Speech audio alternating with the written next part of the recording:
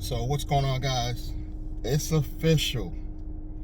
We are officially back in the busy season of rideshare. And you know what I think? Trash. Trash, trash, trash. It was busier last year. I mean, it's picked up. Don't get me wrong. It's gotten busier, but the offers, particularly on Uber, have gotten extremely worse because now we have this garbage of shared rides already pulled in. So now you'll get a shared ride offer and it'll tell you like two people, and immediately it'll give you another shared ride. They're extremely long pickups. Trash. First of all, the apps know we don't want to do shared rides, period. Some because we don't want to explain it to you guys. There's a language barrier a lot of times. And honestly, it's doing double work for the pay of one ride. You're doing double work. Don't let them spin it any other way. It's to benefit the company. That's it. Thank God Lyft does not do shared rides. So now we're getting a lot of those thrown in. Like I said, they're extremely long pickups. I'm seeing, first of all, if it's more than 10 minutes to go pick somebody up, I wouldn't even consider it.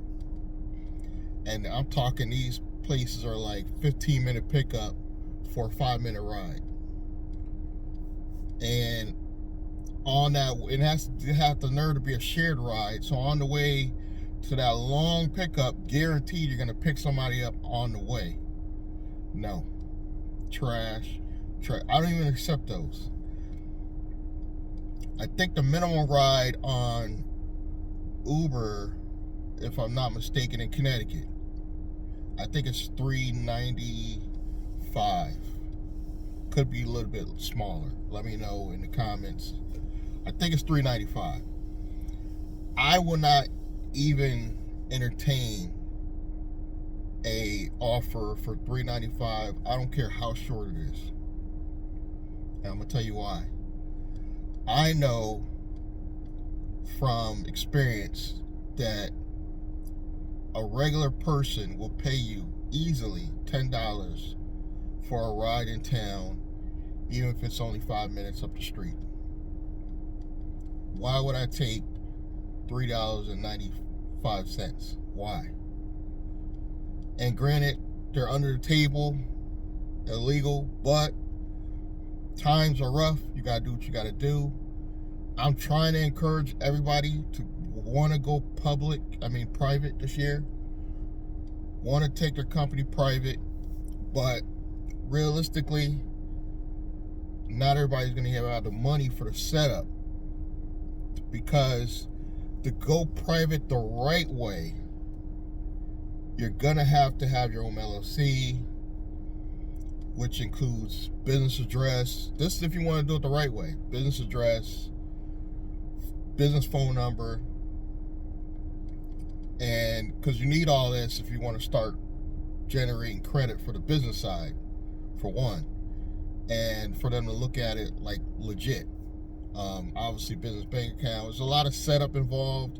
It's not necessarily this overly expensive. What becomes expensive is when you go get the insurance. You got to get the commercial.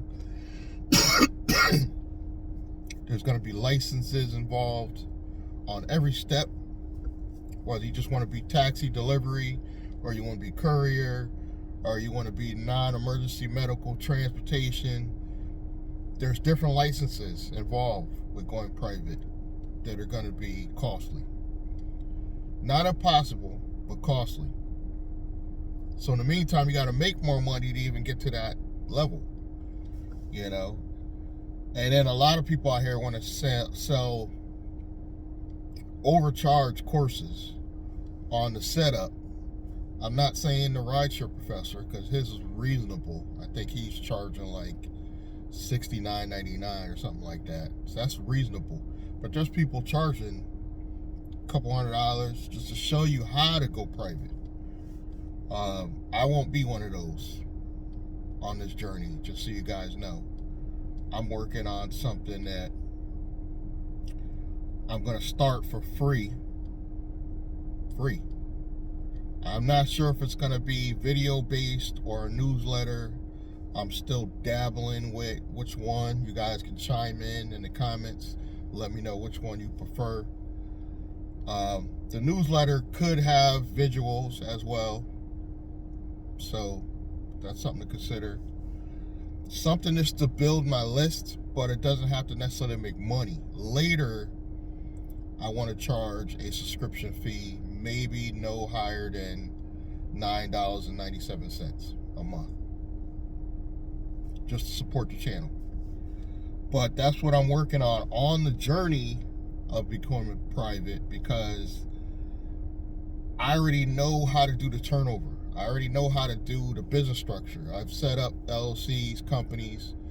I have a company now, but it's digital, it's online based. So I know the business setup is just really getting the money together for the expensive part, which is probably the insurance, and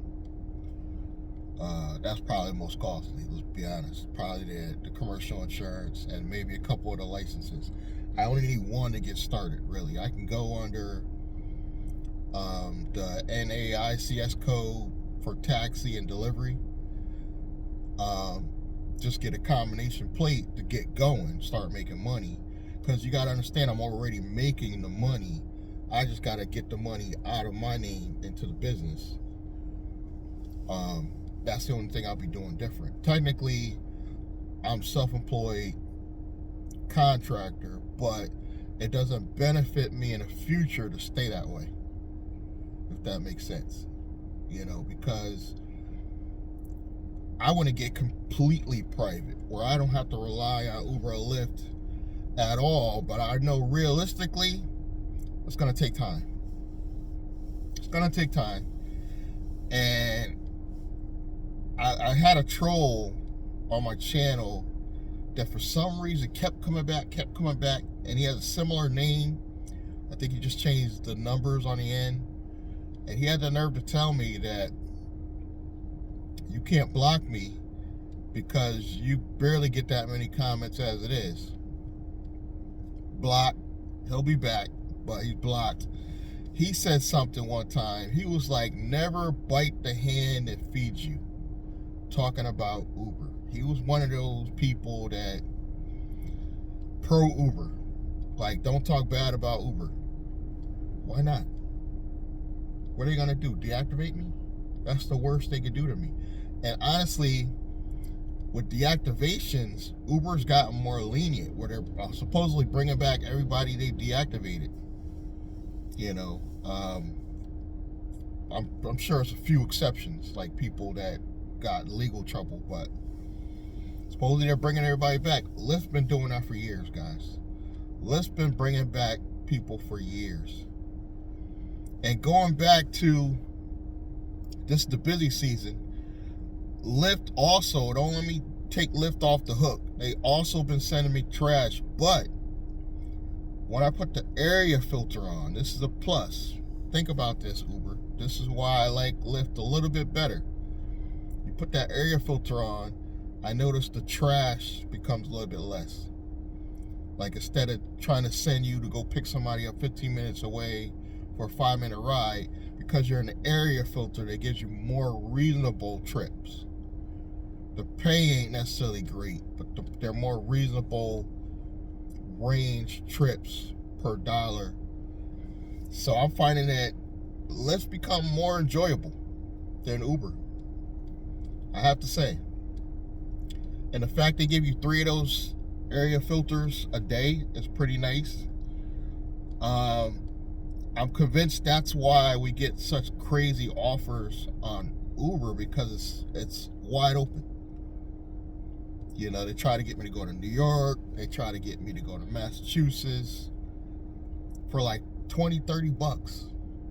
I'm in Connecticut. Look on the map. I'm in Connecticut. You're trying to send me to New York City for, like, at the highest, I think 80 or 90.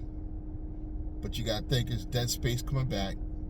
I think I got offered a trip to go all the way to Mass for like pennies on the dollar. Come on, Uber. So that area filter on Lyft, not the greatest thing in the world, but I do like that feature. Now, I don't know what happened with the earnings guarantee. I don't see anything from it. It's hard to find in the app, if you notice. I'm sure you can find it easier online, but on the app, it's really funny how they have it in the app. Like, when you're not earning from it. But I'm not crying about it. I'm still able, with all these complaints that I have for both companies, lately, because it's the busy season, I've managed to now go back to the 120 a day within about 5 to 6 hours. But that's cherry picking. If you don't cherry pick, you will be all over Connecticut. You'll make more money, but you'll be all over Connecticut. And if you match up what you made per mile, per minute, you're killing your car. That's the point of cherry picking. You know, make what you want to make, but within a reasonable mileage. I'm killing my car part-time. Part-time. So imagine what some of these people are doing, because Uber's saying you can make more money lately. Yes, if you do everything Uber gives you, throw everything they throw at you. I'm talking about your Uber driver. Let's say you're on every tier. You do food delivery, so you're doing that too. You do pets. You do all these scams that they're pushing on you. You do packages. You will make probably a few $100s a day. You'll make good money. But you'll be broke. Your car will be worn out. You won't have a family. You won't have a girlfriend. You won't see your dog. You won't see your cat. You'll literally be driving to make that money, and you can't sustain that.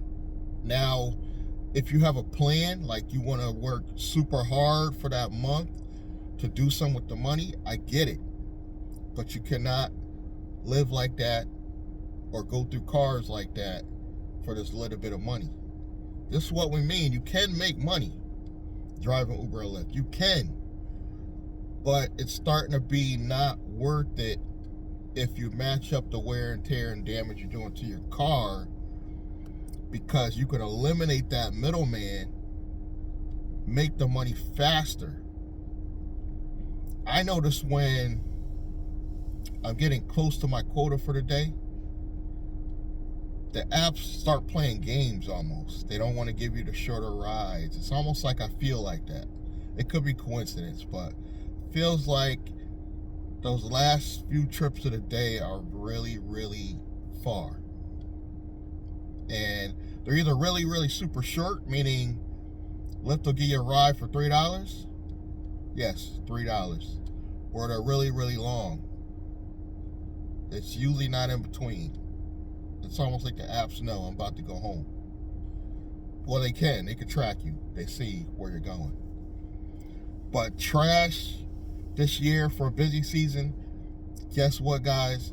That was the good news. Here's the bad news. It's gonna get worse next year. So yes, I agree with the rideshare professor on going private is the only way you're gonna secure future in transportation, because you can build your business credit with a private rideshare business.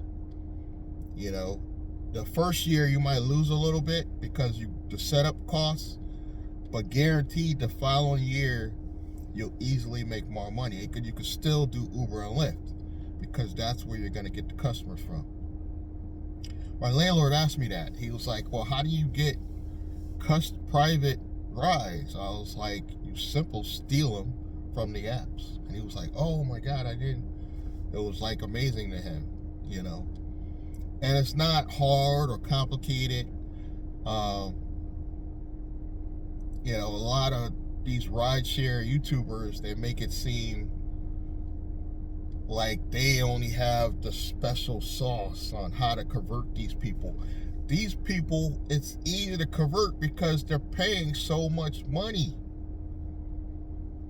I don't have to be a good salesperson. I don't. I simply say, well, how much are you paying every day? Oh my God, I'm paying $40, $50. Oh man, I could do that same trip for only $30. It's that easy. It's that easy. And if you have, definitely when I get my new LLC for this transportation company, I'm going to have every payment processing app on the planet. I'm not going to give anybody an excuse not to have a way to pay me. That's the way you got to do this, because cash is no longer king as far as transactions. A lot of people don't carry cash. That's why they like the apps. We got to make it convenient for them to pay. And if I could, honestly, I would not only go private, but I want to find a way how we can have an app internally for our company, meaning everybody we on board, we give them an app that they could use to pay us. It's not that hard to build an app where you're only going to have a few hundred people. You're not going to have thousands of people on this app. It's only going to ever be a few hundred people to just pay you within your state. And it doesn't need as many bells and whistles. All they're going to do is book a ride with you. And now this is how you're going to grow your transportation company. As you bring on drivers, you show them how to use the app. So this is something I'm looking forward to building in the future. So I got a lot of goals, a lot of dreams. But all I got is time. It's not like rideshare is going anywhere tomorrow. And I do sell some affiliate offers by way of my other channels. And I'm still renting one room. I'm getting rid of the one I suspect to be on drugs. He's actually leaving this month, the 27th. I think it's a Friday. He's out of there. I don't want to bring anybody else in. I'm keeping the one guy that pays me on time, and I'll just move back into that room. It's only a 2-bedroom. I just had a huge living room with the dining room attached. That's where I used to sleep. I'll just go back to the bedroom. Be happy with the one good guy that does not give me problems, pays every month. Focus on putting out content on the other channels and just keep the hamster wheel going, because rideshare is never going to be enough. People are really surprised. The passengers are surprised and taken back a little bit when I tell them, a lot of passengers are kind of confused. Well, you talk bad about them and you hate them. Why do you do it? Flexibility. I like to compare it to like fast food. You could work fast food restaurant and get paid that money and have to ask to go to the bathroom, ask to take a vacation, call out sick, or you can do rideshare, where literally I can make after expenses. Before expenses, I would make more than the average fast food worker. After expenses, it's probably equal. But I have one thing they don't have: flexibility, and I could do other things. I have more control over my time. Right now, I'm sitting here wasting time shooting a video where if you worked at that fast food restaurant, you got to rush to work. And I'm probably going to be the one to bring you. That's the difference. But truly, it's not like rideshare is the problem. There's money to be made in transportation. You got non-emergency medical transportation. That's where you're professional. And I could have helped that guy in the video I talk about, the Lyft passenger, that I didn't want to help bring in. for liability reasons, because he was all banged up and bruised from falling down in front of his house. I picked him up from the hospital. For liability reasons, I didn't want to bring him in. But if I was trained and being paid the right way, had the right training, I would take the liability because I'm getting paid. This is an $8 ride. I would not risk liability for that. And then when you're self-employed, when you do go 100% private, you're going to have your own insurance. You're going to have your own coverage for all this stuff in case things go wrong, And non-emergency medical transportation, you're going to have your own insurance to cover you in situations like that, outside of just the standard commercial. That's another route you could go in the same transportation company.